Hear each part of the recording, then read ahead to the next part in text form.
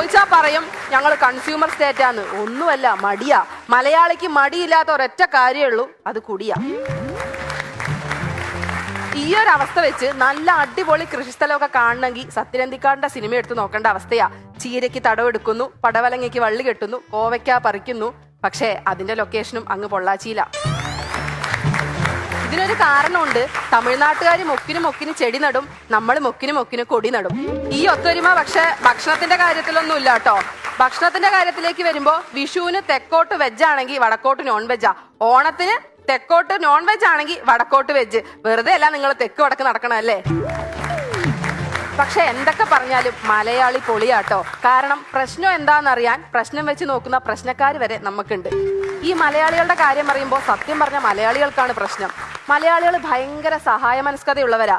കാലത്ത് മുതൽ വൈകിട്ട് പട്ടിയെ പോലെ പണിയെടുത്ത് പൈസ ഉണ്ടാക്കും. എന്നിട്ട് ഡെയിലി അടിക്കുന്ന മദ്യവും അടിക്കാത്ത ലോട്ടറിയും എടുത്ത് സർക്കാരിനെ സഹായിക്കും.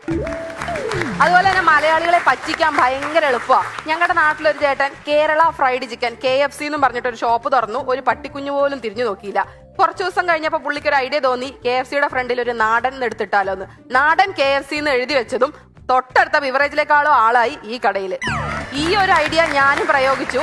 എന്റെ ടൗണിലുള്ള ഒരു ഹോട്ടലുണ്ട്, ബെസ്റ്റ് ഫുഡ്സ് എന്നാണ് പേര്. ഞാൻ അതിന്റെ പേര് ചെറുതായിട്ടൊന്ന് മാറ്റി വീട്ടിലെ ഊണ്. ഇപ്പൊ നല്ല തിരക്കുണ്ട്, നല്ല ആളുണ്ട്. ഈ മലയാളികൾ ഇതുപോലെ തന്നെ വേറൊരു പ്രശ്നമാണ്, സ്നേഹം പ്രകടിപ്പിക്കില്ല. ഒട്ടുമിക്ക മലയാളി ഭർത്താക്കന്മാരും ചാക്കോമാഷിനെ പോലെയാ. കണക്ക് പഠിപ്പിക്കൂന്നല്ല, അവരുള്ളിലാണ് സ്നേഹം. നിങ്ങൾ കണ്ടിട്ടില്ലേ, ഭർത്താവ് ഫ്രണ്ടിൽ നടക്കും, ഭാര്യ ബാക്കിൽ നടക്കും, മക്കള് നടുക്ക് നടക്കും. ഈ ഫ്രണ്ടിൽ നടക്കുന്ന ഭർത്താവിന്റെ മൊട്ടും ഭാവവും ഒക്കെ കണ്ടു കഴിഞ്ഞാൽ ആ പുറകിൽ വരുന്ന സ്ത്രീയുമായിട്ട് തനിക്ക് യാതൊരു ബന്ധവുമില്ലാന്ന് തോന്നും. പക്ഷെ മക്കളുടെ എണ്ണം കണ്ടാ അറിയാം അവര് തമ്മിൽ നല്ല ബയോളജി, നല്ല കെമിസ്ട്രി ഉണ്ടെന്ന്. എന്റെ ഭർത്താവും ഇങ്ങനെയാ. പുറത്തു പോയി കഴിഞ്ഞാൽ നാലാളുടെ മുന്നിൽ വെച്ച് അടുത്തിരിക്കില്ല, തോളത്ത് കൈയിടില്ല, കെട്ടിപ്പിടിക്കില്ല. പക്ഷേ ഒറ്റയ്ക്കാണെങ്കിൽ സൂക്ഷിച്ചു നോക്കണ്ട ഉണ്ണി, അപ്പോഴും ഒന്നുമില്ല. ചുരുക്കി പറഞ്ഞ ഈ മലയാളികൾ എന്ന് പറഞ്ഞ മലയാളികളുടെ ജീവിതം KSRTC ബസ് പോലെയാ. ഏത് റൂട്ടിൽ കൂടെ ഓടിയാലും നഷ്ടം മാത്രമേ ഉള്ളൂ. ഈ KSRTCയോടുള്ള ഇഷ്ടം കൊണ്ടാണോ എന്നറിയില്ല, ഇവര് ഫ്ലൈറ്റിൽ കയറുമ്പോഴും ഈ KSRTC കയറുന്ന അതേ സ്വഭാവം മലയാളികൾക്ക്. ഭയങ്കര തിക്കും തിരക്കുക. ഇവരുടെ തിക്കും തിരക്കും കണ്ടു കഴിഞ്ഞാൽ തോന്നുന്നു ഓടിച്ചെന്ന് നമുക്ക് ഇഷ്ടമുള്ള വിൻഡോ സീറ്റിൽ ചെന്നിരിക്കാന്ന്. വെറുതെ വെറും ഷോ. ഈ ഫ്ലൈറ്റിന്റെ കാര്യം പറഞ്ഞപ്പോഴാട്ടാ, ഒരൊറ്റ ദുബായ് യാത്രയിലൂടെ ഏറ്റവും കൂടുതൽ പൈസ മുടക്കിയ ഒരാൾ ഞങ്ങളുടെ നാട്ടിലുണ്ട്, സുധാകരൻ ചേട്ടൻ.